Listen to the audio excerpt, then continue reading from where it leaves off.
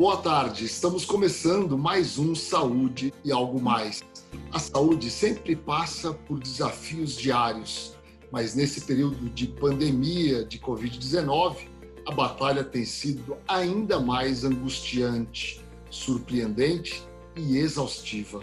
A comunicação de más notícias virou rotina para médicos, enfermeiros, assistentes sociais, psicólogos, enfim, para todos os profissionais de saúde.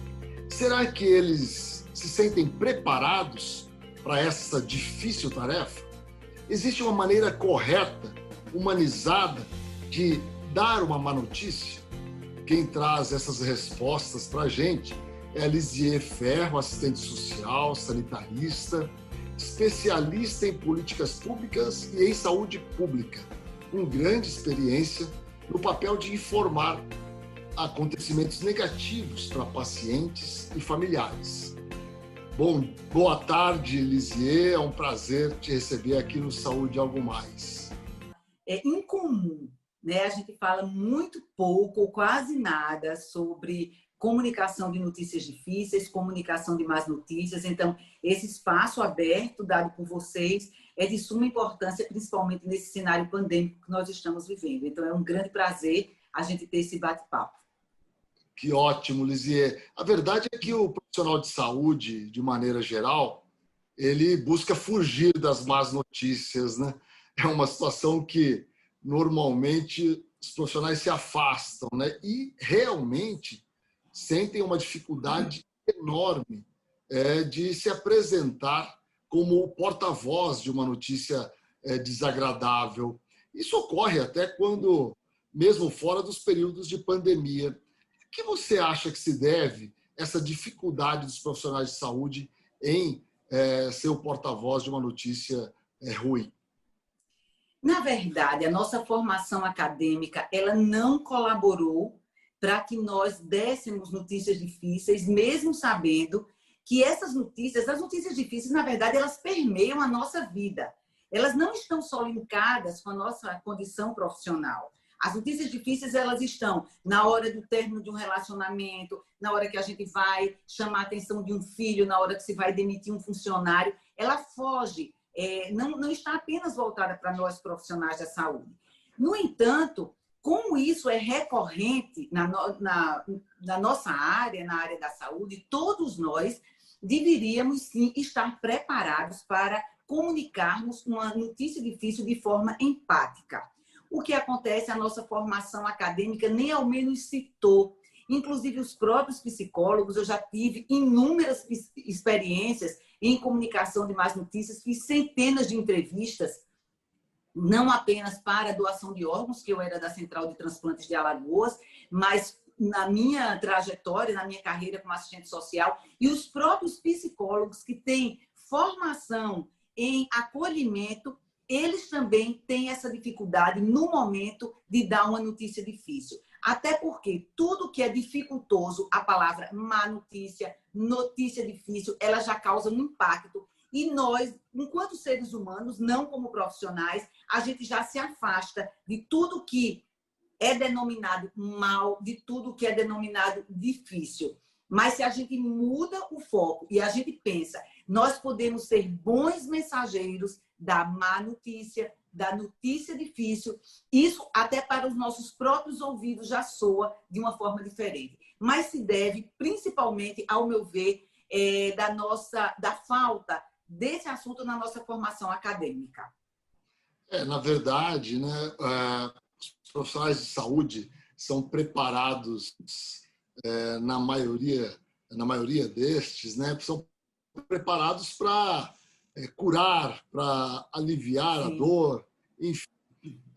E talvez tentem fugir, né, desse momento complicado ou de momentos complicados. Mais ou menos, podemos pensar mais ou menos nesse sentido? Exatamente. Você fez me lembrar agora um fato muito interessante. Nós estávamos organizando um grupo uma equipe interdisciplinar para compor a organização de procura de órgãos de Alagoas, e eu orientava aqueles profissionais, eram médicos, enfermeiros, psicólogos, e eu orientava exatamente quanto à questão da entrevista familiar e da comunicação de más notícias. E uma enfermeira que, para mim, é um nome na saúde de Alagoas, uma enfermeira preparadíssima, ela falou, eu não estudei para isso, eu estudei na faculdade para dizer para as pessoas que elas vão ficar saudáveis, elas vão ficar curadas. E isso me causa um mal-estar muito grande. Então, realmente, isso é muito impactante para o profissional, ele admitir, mesmo sabendo que no dia a dia, isso é uma tarefa que a gente faz de forma recorrente, como eu já falei. Mesmo sabendo disso, a gente ainda recua e a gente prefere passar a bola, digamos assim, para o colega que está do lado, para o outro profissional. Inclusive, isso se manifesta na dificuldade que o médico e os demais profissionais de saúde encontram para entender um aspecto que é inevitável, que é a finitude da vida, não é? Isso. Essa é uma grande dificuldade mesmo dos profissionais de saúde, né? É uma dificuldade e a gente não quer nem falar sobre morte, como eu já falei, não falar sobre nada do que é mal, muito menos falar sobre morte. Só que quando a gente estuda sobre comunicação de más notícias, os profissionais que conhecem sobre as fases do luto, eles são profissionais que, além de entenderem as reações e além de entenderem toda a movimentação, desde a fase da negação do luto até a aceitação, ele vai saber administrar aquele momento e ele vai saber ainda mais preservar suas emoções, porque claro que na hora que a gente dá uma má notícia, o profissional que dá uma má notícia, ele linka também com as suas dores. Na hora que a gente sabe as fases do luto, que a gente conhece as fases do luto, a gente se preserva das intercorrências, de escutar coisas indesejáveis daquelas pessoas que nós estamos conversando naquele momento. A gente entende que aquilo ela faz parte da elaboração do luto. Então, a gente não quer nem chegar a estudar as fases do luto. E quem definiu as fases do luto, inclusive, foi uma psiquiatra, doutora Elizabeth Kubler-Ross, ela que criou, digamos assim, as fases de luto, as principais, as mais conhecidas, foram criadas exatamente por uma médica, mas os profissionais médicos, poucos, os profissionais de forma geral da saúde, poucos conhecem sobre as fases do luto. E isso não querem nem falar em morte, não querem conhecer a fase do luto, e aí não se dispõe a estudar e aprofundar mais esses assuntos. Lezier, a gente está aí diante de um desafio gigantesco, né, para a saúde mundial.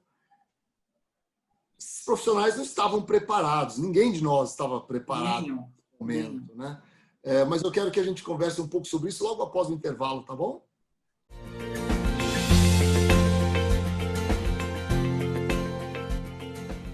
Volta com Saúde Algo Mais e hoje nós estamos recebendo uma entrevistada especial, que é a Lizier. Ela vem falar para a gente sobre como se faz a comunicação de más notícias, algo que é muito importante nesse momento que nós estamos vivendo, que é uma pandemia de Covid-19 que assusta o mundo inteiro e, com certeza, nenhum de nós, profissionais de saúde, estamos preparados para enfrentar esse momento, principalmente para as notícias ruins que são decorrentes de uma pandemia como essa. Não é verdade, Lizier? Sim. O que é que acontece? Nós já não estávamos preparados para comunicar más notícias na nossa rotina.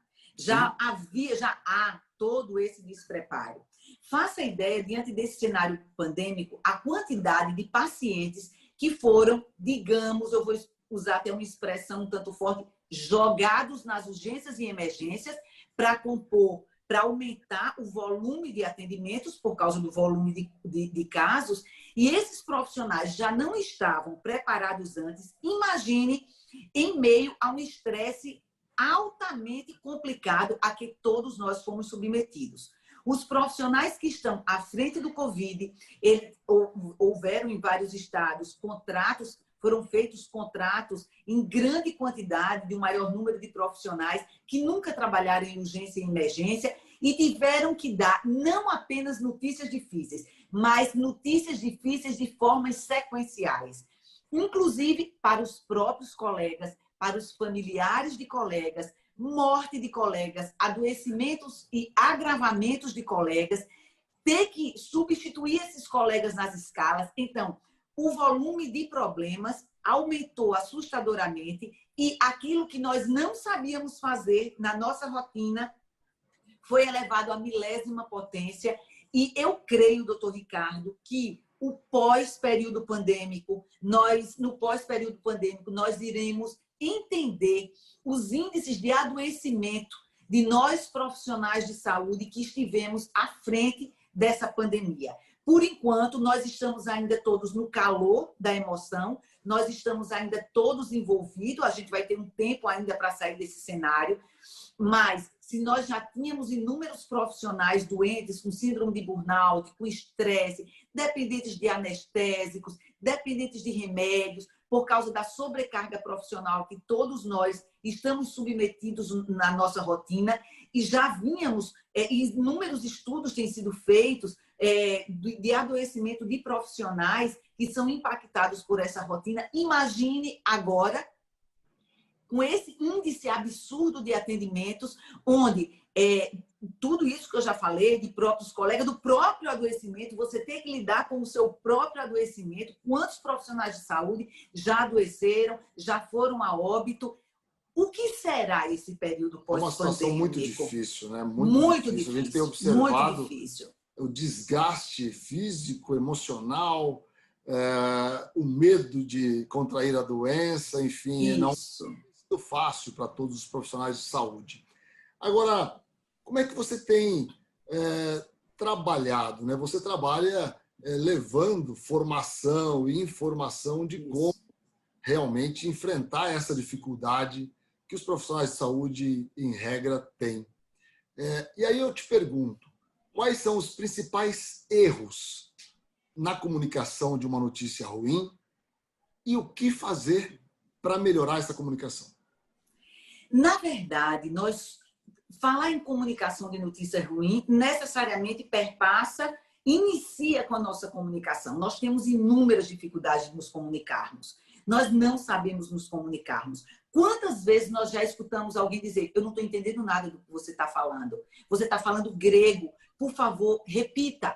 Então, quer que eu desenhe? Isso é uma expressão. Eu já falei tanto, você quer agora que eu desenhe? Então, a comunicação ela já tem inúmeras dificuldades, vários ruídos normalmente.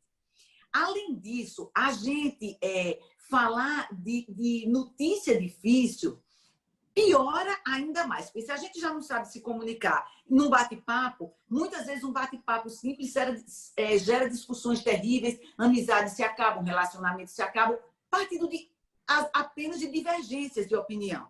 Imagine a gente ter que comunicar essas notícias. Eu parto de um princípio que eu gosto muito, que Aristóteles, há mais de 2000 anos atrás, ele já dizia que para a gente ser um bom comunicador, nós temos 3 pilares, que esses pilares eles se refletem em protocolos internacionais. Nós temos um protocolo internacional, que daqui a pouco a gente fala, mais voltado para os profissionais de saúde, mas que um dia, interessante, eu testei numa conversa com uma amiga, e ele funciona maravilhosamente bem. Mas voltando, Aristóteles já falava que para você ser um bom comunicador, você tem que ter 3 pilares. Você tem que ter o ethos, que é a ética, você tem que ter o pathos, que é a paixão, e você tem que ter o logos, que é a palavra. E vamos só conversar um pouquinho sobre isso. A gente precisa ter ética quando a gente precisa saber acolher, a gente precisa falar da empatia, a gente precisa se colocar no lugar do outro, a gente precisa entender a subjetividade do outro. Cada vez que vamos comunicar uma notícia difícil, nós estamos diante de um cenário novo, de um cenário cheio de interrogações que a gente não sabe o que vai acontecer.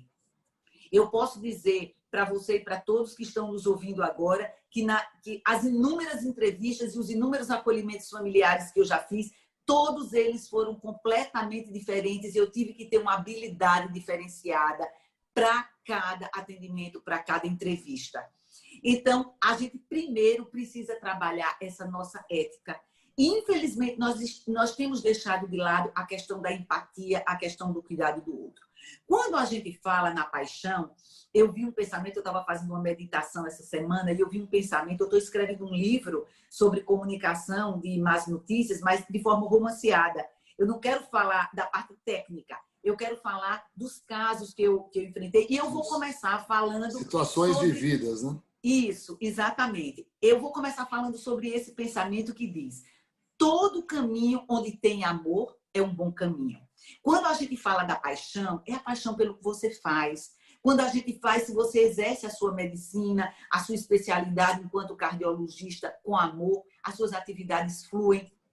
A minha, como assistente social, eu amo estar ensinando as pessoas essa nova forma de viver. Esse caminho flui, os caminhos do profissional se abrem, ele se torna um profissional reconhecido, ele se torna um profissional procurado. Eu estava dando um exemplo numa live que eu fiz essa semana. Nós temos aqui em Alagoas um pediatra que ele tem quase 90 anos.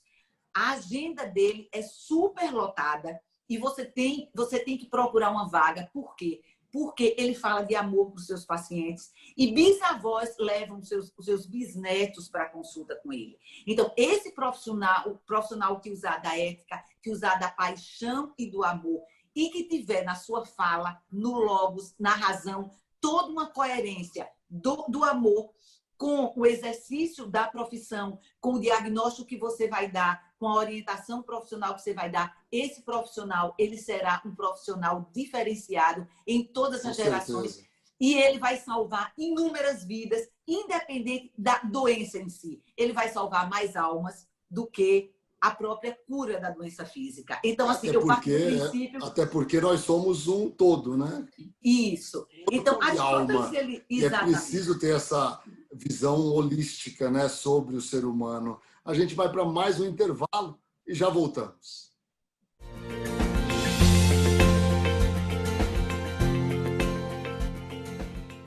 Hoje, conversando com a Lisier, que é especialista, né, em saúde pública, é uma comunicadora nata, e conversando com a gente como é que nós devemos fazer para comunicar uma notícia ruim. Lisier, nessa pandemia, você tem feito treinamentos para profissionais de saúde que estão enfrentando realmente uma guerra, né, contra a Covid-19. Como é que você... que roteiro você segue, se é que existe isso, né, para realmente orientar esses profissionais de saúde? Até porque quem recebe a notícia, como você disse no bloco anterior, pode receber das mais diferentes formas, né? E é uma outra dificuldade. Como dar a notícia ruim e como lidar com a reação de quem recebe, não? Isso, exatamente. Doutor Ricardo, vê bem, o cenário pandêmico, a gente não pode dar as notícias ruins como nós já damos na nossa rotina profissional. Esse cenário pandêmico, ele tem algumas especificidades que a gente não pode usar como a gente usa na rotina. Vamos lá para alguns detalhes. Por exemplo, não é aconselhável que a gente dê notícias difíceis por telefone, numa mensagem de WhatsApp. E o que é que acontece? Inclusive, tem um documento elaborado por especialistas em comunicação de má notícia, que foi divulgado amplamente pelo Brasil, extremamente bem elaborado, qualquer profissional tem acesso, entra lá no Google, e eles dão várias orientações. Por quê? Por causa do risco de contaminação, inclusive o repasse dos boletins médicos, eles podem ser feitos por chamada de vídeo, eles podem ser feitos por WhatsApp, contanto que esse WhatsApp ele seja destinado apenas para notícias do Covid-19 e não de outros adoecimentos, tá? E a gente pode sim fazer chamada de vídeo. Então, a gente está indo de encontro a todas as regras que são dadas na nossa rotina. Eu dei alguns cursos online e me prontifiquei, inclusive em Alagoas, através da nossa TV local. Eu me prontifiquei como profissional a ajudar vários profissionais da área da saúde, inclusive empresários também, que a quantidade de demissão que houve, de redução salarial, né, foram inúmeras más notícias dadas. Se nós, profissionais da saúde, não sabemos dar essas más notícias, imagine o mundo corporativo que não está acostumado a lidar com isso. Então, assim, inclusive, eu organizei um guia passo a passo para os profissionais de saúde e para os empresários, para que eles pudessem dar essas notícias de forma empática sobre demissões, sobre redução salarial, sobre antecipação de férias, e da mesma forma para nós profissionais de saúde. Tem esse documento para nós profissionais de saúde, que muito ajuda, mas na nossa rotina, a gente tem um protocolo internacional chamado Protocolo Spikes. Ele é um mnemônico de 6 passos e, na verdade, vê que coisa interessante. Esse protocolo ele está completando 20 anos. Ele foi criado por médicos oncologistas e canadenses no ano 2000. Nós estamos fazendo 20 anos de protocolo Spikes. É um protocolo muito simples de ser aplicado, só que tudo a gente aprende com repetição. Se a gente aprende esse protocolo e coloca ele na prática, a gente vai ver que com o tempo a gente tá fazendo o protocolo, assim, pela minha experiência, eu já faço ele com muita naturalidade, de trás para frente e frente para trás, como a gente diz aqui no Nordeste. Mas é um passo a passo bem simples. Com certeza. Lizia, mas nessa situação que nós estamos vivendo, onde os familiares estão proibidos, né, de visitar os pacientes, a equipe deve ter um interlocutor ou utilizar uma equipe multidisciplinar para levar essas informações? Qual é a sua orientação? Isso. O ideal, inclusive esse próprio documento, ele fala disso, o ideal é que nós tenhamos uma equipe, não dá para ser apenas 1 ou 2 interlocutores por causa do volume de informações a serem dadas.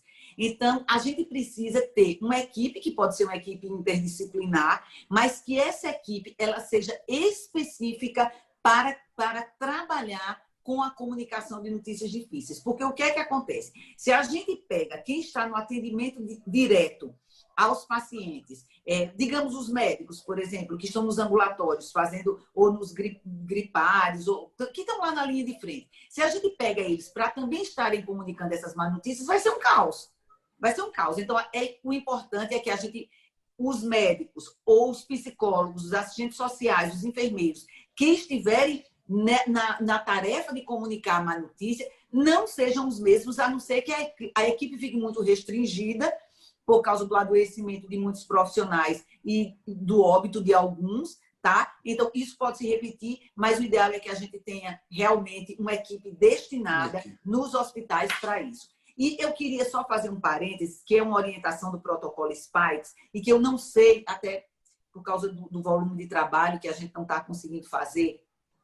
Quando nós damos más notícias, infelizmente a gente não tem, a gente guarda essa dor, porque, claro, como eu já falei, a gente linka com as nossas dores, e a gente não tem com quem partilhar essas dores. As dores são partilhadas no cafezinho, no estar, no meio do corredor, quando chega em casa, para o marido, para a esposa, para o filho, para o companheiro, para a companheira, a gente não tem um trabalho psicoterápico para nós profissionais diante dessas dores que nós acumulamos com as notícias que nós damos.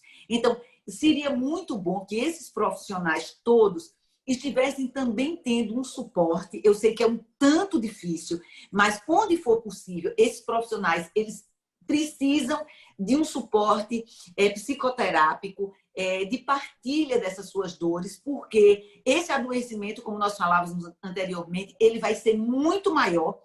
E eu acho que é uma forma... eu tenho um sonho pessoal meu, que eu vi falando isso nos cursos que eu dou, que os hospitais criassem ambientes humanizados de discussões terapêuticas dos casos, até para que a gente possa alinhar, aparar as arestas, recortar, você conta o seu caso, eu conto o meu caso, e você fala, Lisier, aqui eu acho que você não foi bem, você pode melhorar essa sua fala nisso, e eu digo, doutor Ricardo, vamos... Então, essa partilha das dores que nós temos enquanto profissionais, ela minimiza o nosso adoecimento. Então, eu tenho esse sonho desses ambientes terapêuticos criados, que agora no Covid é um tanto difícil, mas eu acho que a gente poderia tirar 15 minutinhos para cuidar um pouco da saúde mental desses profissionais que serão mais atingidos. Nosso agradecimento. Continue acompanhando o Saúde Algo Mais diariamente aqui na tela da TV Band. Um grande abraço a vocês, uma boa tarde.